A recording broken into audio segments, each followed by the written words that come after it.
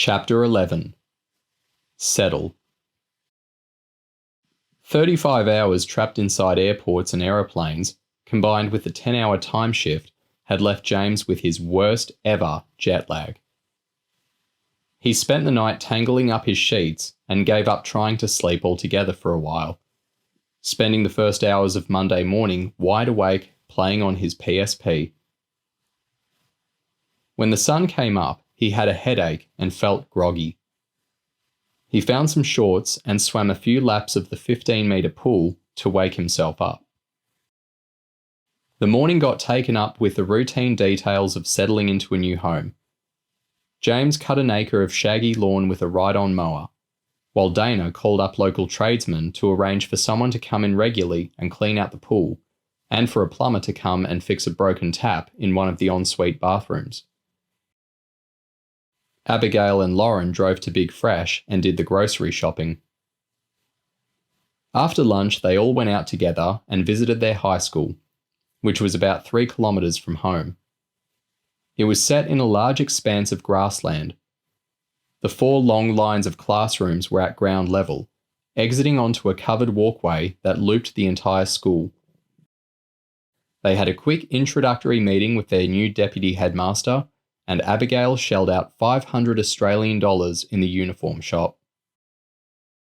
On the way home, they stopped at Target and bought a bike for Lauren, something Acis seemed to have overlooked, before heading back out for dinner at a fancy restaurant on the Brisbane River. The food was Mexican, and they ate in a private function room overlooking a harbour full of flash yachts, powerboats, and motor launches. John and Chloe were there, along with a psychology professor from Brisbane University called Miriam Longford. James immediately recognised her name from one of the books he'd skimmed through on the flight over. Longford had counselled hundreds of ex-survivors who had been traumatised during their involvement with the cult. Recently, she'd been involved in a legal wrangle with the survivors over a book she'd written about them. Although Longford had done criminal profiling work for ACIS and the Queensland Police, she'd only been sworn to secrecy and informed about the existence of Cherub a few hours earlier. She was fascinated by the psychology behind using children in undercover operations. As the meal stretched through dessert, coffee, and 3 extra rounds of drinks, Longford answered dozens of questions from the kids and threw dozens back. By the time they left, the 3 cherubs felt they had a much deeper understanding of the survivors than ever could have been gleaned from books. It was dark by the time Abigail drove them home in their smart E-Class Mercedes wagon. James was relieved to find himself feeling sleepy at the right end of the day, but he was depressed at the prospect of having to sit through school in the morning. At least the uniform wasn't bad. Polo shirt with the school logo on the breast, navy cargo shorts, and you were allowed to wear trainers and whatever socks you liked. Before joining ACIS, Abigail had worked her way through university in the kitchen of a top hotel. She set the 3 youngsters up for the day with a blinding cooked breakfast, plus a fruit garnish and French toast on the side. Their packed lunches had fancy-looking rolls with fresh fruit salad and handmade cake from a bakery Lauren had spotted on the drive back from the supermarket. The 3 kids set off on bikes at 8:40 a.m. As they got closer to the school, the population of bikes grew, until they pulled into a noisy mass of youngsters jumping off and walking their bikes under a covered shed, before locking them to the metal railings spaced every few metres. "Later," James said to his real and pretend sisters, as he headed off to a form room that had been pointed out by the deputy headmaster the afternoon before. James moved slowly, anxious not to make the wrong impression on his new classmates. Until now, James's missions had required him to get in with a bunch of boys with a similarly lax attitude to work and class discipline to his own. On this mission, James had to override his natural instincts to muck around and be one of the lads. He had to appear shy and troubled, a kid who'd been upset by his parents splitting up and being forced to move into a new neighbourhood. Even the youngest survivors were asked to prowl for potential recruits, and the idea behind James acting this way was to pique the interest of the 70-odd pupils of North Park High School who lived in the nearby survivors' commune. That meant, on average, there were 2 survivor children in each class. Unfortunately, ACES had planned the mission at short notice and hadn't been able to identify whether there were any survivor students in James, Lauren and Dana's tutor groups. As James stepped out of the bright sunlight into a classroom, he deliberately found a lonely seat in the back corner where he could study his classmates. Every kid wore school uniform, but James had learned that Joel Regan didn't splash out on designer gear for the children who lived in his communes around the world. He scanned along the rows of kids. Nike Air trainers, expensive backpacks, flash watches or jewellery were all signs that you didn't live at the commune. It took a couple of minutes for James to spot something he liked the look of. At the front of the classroom in the good kid zone, a boy and girl sat together. The girl had a fit body and a nice face, but her long hair was tied back into a severe bun.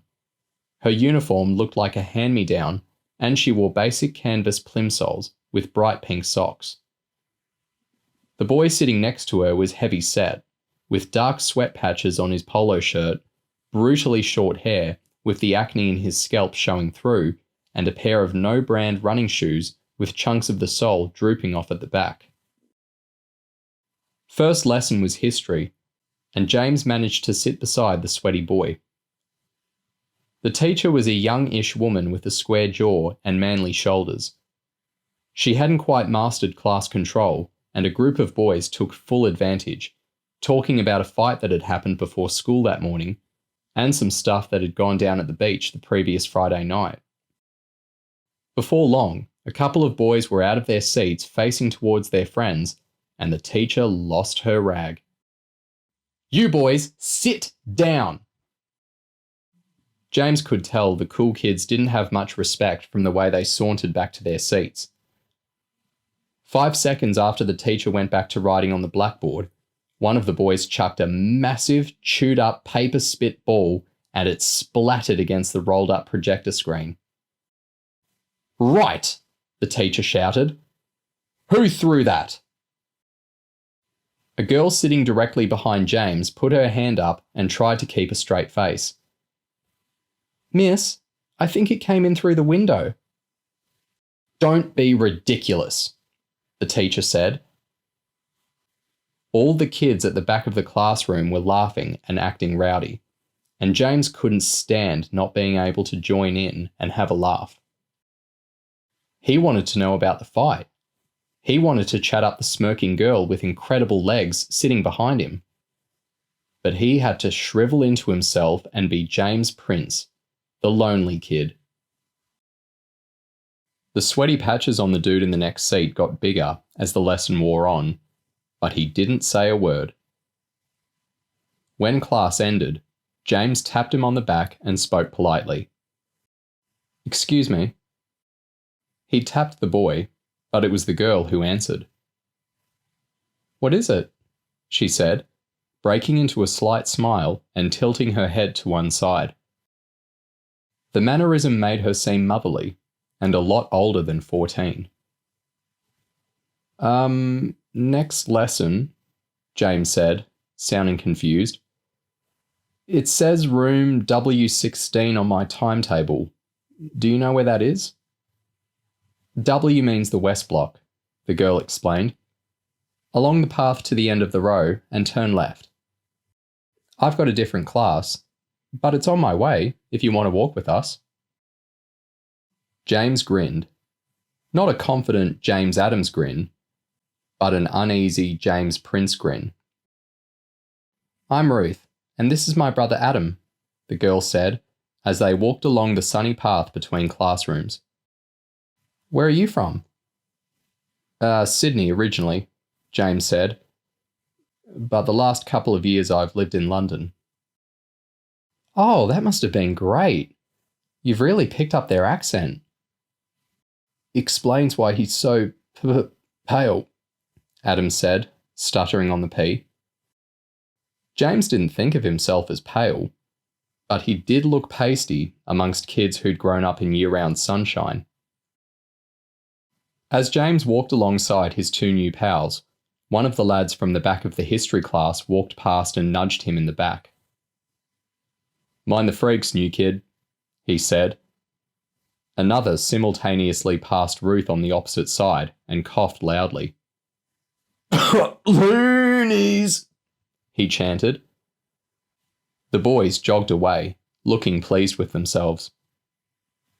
"What was that about?" James asked innocently. "They mock us because of our beliefs," Ruth answered stiffly. "But we never rise to words of devils."